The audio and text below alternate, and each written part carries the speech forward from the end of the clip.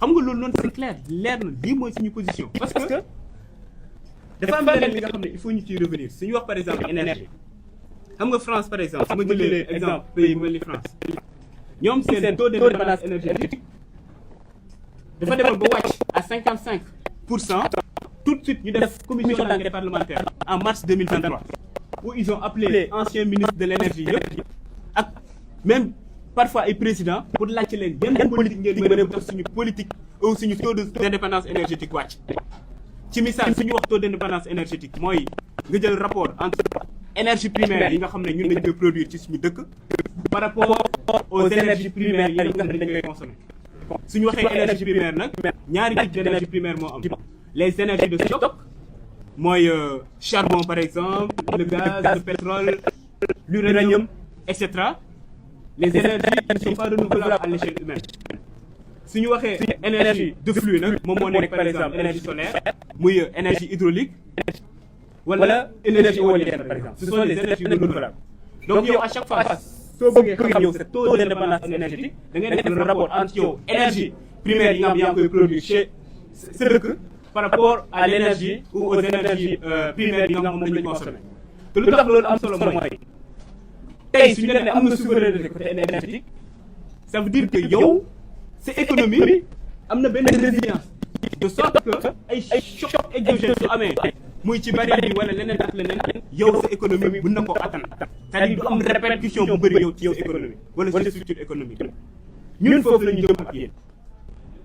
loolu noonu c'était juste un point par rapport à moom lu mu wax dëgg ci carburant bi ak leneen par rapport au bilan mais nag xam naa ne lu ëppal nit ñi solo tey mooy suñu débat man ak moom suñu débat man ak moom parce que yow ñu ne dénk na la ministère ci ministère boobu noonu saa yu ne laaj lan mooy sa bilan nga ne am na contrat boo xam ne bañ naa ko signé bu total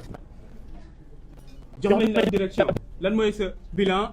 non wàññi naa sama salaire sëñ bi ay résultats lañu soxla qu'est-ce que vous avez fait en 5 ans 6 ans en tant que ministre en tant que directeur général xam nga yow dëmb maa ko dégg mu naan le président Ousmane Sonko même bu ñu ma dàqee ci ministère bi bokkoon na ci ñu ma doon défendre oui ay Sénégalais yu bëri lañ ko doon défendre parce que ñun njort bu rafet la ñu amoon ci moom mais bu ñu egsee aux affaires ba gis fu mu jaar moom nga gis tooxiduuna yu mu def ñun ñëpp on était déçus c'est ça la réalité man par exemple bu ma egsee juste assez ma cité exemple OS Milan Thierno Alassane Sall ñu ko nommé ministre de l'énergie en juin 2015 décembre 2015 donc 6 mois après ASER signe un contrat avec benn société bu ñuy woowee Bina distribution contrat wu 60 milliards pour électrifier 1144 villages le 30 décembre 2015 xam nga soo signé contrat ba pare dès l'instant ñu approuvé ko mën nga demander avance de démarrage mën nga demander aussi des avances au titre de dépenses engagées ñoom nag dañoo andi le 30 décembre vers midi ASER 2015 ñëw déposer la facture pour ne nañ fay la caution d'avance de démarrage ñu ne dañoo bëgg le 30 même ñu def ordonnancement bi def paiement bi ñoom ñu mën a dem encaisser le chèque le même jour instant boobu noonu au niveau de l'ASER on a pas de couverture budgétaire suñu waxee couverture budgétaire c'est-à-dire ñu budgétiser projet bi naan telle année ou 2016 parce que 2016 dañ ko budgétiser woon mën nañu décaisser tant avance de démarrage par exemple les avances au titre de dépenses engagées ñoom bu ñu essayé ñu mënuñu décaisser waaw ASER wax leen mënuñu décaisser actuellement parce que y a pas de couverture budgétaire te xam nga suñu ne budget xam nañ ne ministère de tutelle bi muy donc instant boobu noonu le délégant parce que il faut rappeler que ASER le maître d'ouvrage délégué du ministère de l'énergie donc le délégant j'ai pas dit délinquant je dis le délégant c'était Thierno Alassane Sall en tant que ministre de l'énergie donc moom moo war a approuver budget bi yóbbu ko ministère des finances pour ñoom aussi ñu approuver il y a pas de couverture budgétaire waa ASER nee nañ duñ décaisser vers 17h 18h ku ñu naan Farba Ngom xaabari ñëw ASER naan mun nañ def décaissement bi le même jour ba finalement ñu def ordonnancement bi def paiement bi le 30 décembre bloqué compense au niveau de la banque dem au niveau de la banque pour encaisser le chèque de 12 milliards de francs CFA sans couverture budgétaire Farba Ngom lu ci yoonam nekkul ministre de l'énergie bokkul sa ci ministère bi lan moo war a tax moom Farba Ngom moom moo war a ñëw ASER ba li nga xam ne nee nañ duñ ko décaisser parce que y a pas de couverture budgétaire moom mu tax ñu décaisser ko moo tax souvent suy wax ne laal nga ma laal suñu xel mën na ci ñaaw tuuti mën nañ ñaaw njort parce que effectivement il était acteur en tant que ministre de l'énergie ñu jógee foofu noonu ñu defaat beneen décaissement 12 milliards encore pour naan avance de démarrage defaat beneen décaissement 3 milliards donc 27 milliards sur les 60 milliards alors que code des marchés publics ci avance de démarrage ak avance au titre des dépenses engagées 40% moo nekk le montant maximum bu ñu war a décaisser ci lañ nekk ci projet bu mel noonu bi nga xam ne pour 12 mois lañ ko war a exécuter ñu décaisser plus de 45 milliards aujourd'hui nous sommes en avril 2025 xam ngeen ñaata villages yi ñu électrifié sur les 1144 368 villages 368 villages kese ba pare 45 milliards yi disparaître moo tax man jàpp naa parquet financier dafa war a saisir ci dossier bi 45 milliards pour électrifier 1144 villages 368 villages rek lañ ci électrifié ça c'est factuel lii ab scandale la su ma la ne scandale am na kaa ñu débattre ci parce que xam naa ne am na ay choses ou bien benn dossier bi nga xam ne c'est sur la table des choses factuelles yi nga xam ne war nañ ci mën a waxtaan